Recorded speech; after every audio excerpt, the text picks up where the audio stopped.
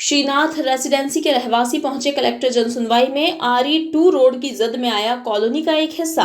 रहवासियों ने कलेक्टर से मुलाकात कर अहम तथ्यों से अवगत कराया। रहवासी संघ के सचिव अतुल सोनी ने बताया कि पहले RE2 प्लान में नहीं थी श्रीनाथ रेसिडेंसी प्रभावित। नए प्लान में 60 मीटर की सड़क 45 मीटर की हुई, तब हमारी कॉलोनी का अहम हिस्सा जद में आ गया, जबकि अलाइनमेंट संबंधित याचिका हाईकोर्ट में पेंडिंग है।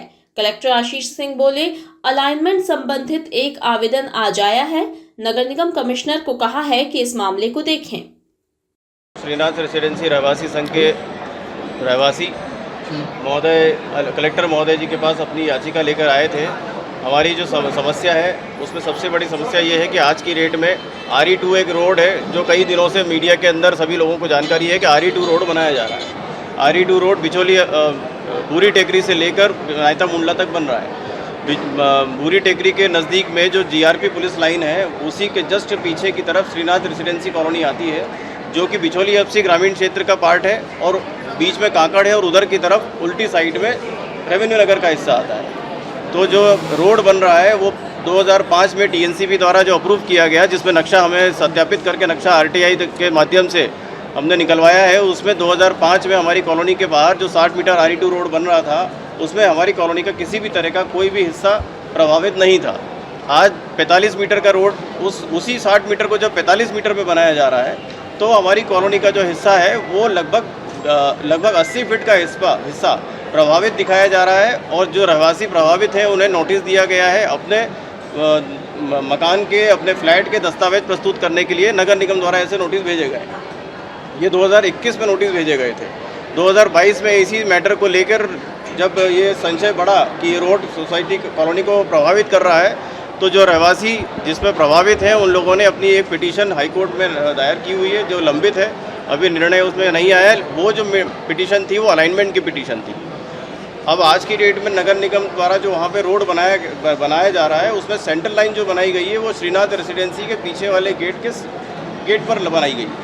तो अगर 45 मीटर का रोड बनता है और सेंट्रल लाइन वहाँ पे बनाई गई है, इसका मतलब आप पूरी की पूरी कॉलोनी के अंदर रोड को लेके जाना क्या प्लान है।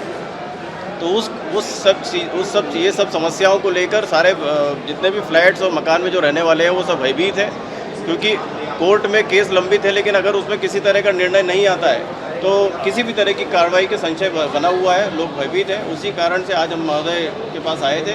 कलेक्टर साहब ने हमको ये आश्वासन दिया है कि मैं जो भी संबंधित अधिकारी है, TNCB अधिकारी है, उनके साथ हम चर्चा करेंगे और इस विषय के ऊपर रहवासियों के साथ और TNCB अधिकारियों के साथ बैठकर एक अगली मीटिंग में निर्णय लेंगे कि कैसे क्या हुआ। लगभग कितने मकान जद में आ रहे हैं जो प्लान? अभी जो प्लान है उसके हिसाब से 12 मकान है। एक मल्टी है जिसमें 8 परिवार रहते हैं और 4 से 6 इंडिविजुअल मकान है, प्लस उनके मकानों के पीछे श्रीनाथ रेसिडेंसी का एक पूरा गार्डन है जिसके अंदर हमारे मेन बोरिंग लगे हुए हैं, हमारे सीवेज टैंक का पूरा वहाँ पे हिस्सा है। मतलब आज की डेट में अगर वो गार्डन जाता है तो 50 मकानों का जो पूरा मूलभूत सुविधाएं जो वहाँ पे है वो सारी प्रभावित होती है। दूसरी बात ये है कि जो हमें जानकारी मिल रही है कि नगर निगम द्वारा ये रोड बनाया गया है, जिसमें अगर कल को किसी भी कारण से अगर हमें इंक्रोचमेंट बताया गया, हमारी कॉलोनी को अगर बताया गया कि अवैध बनी है, तो उसमें किसी तरह का मुआवजे का प्रावधान भी बताया नहीं गया है। तो हम आज यहाँ पे इसलिए आए हैं कि अगर हम गलत हैं तो हमारी सुनवाई कौन करेगा। पहली बात, हम कहीं से कहीं तक गलत नहीं है। हमारे पास TNCB का नक्शा है,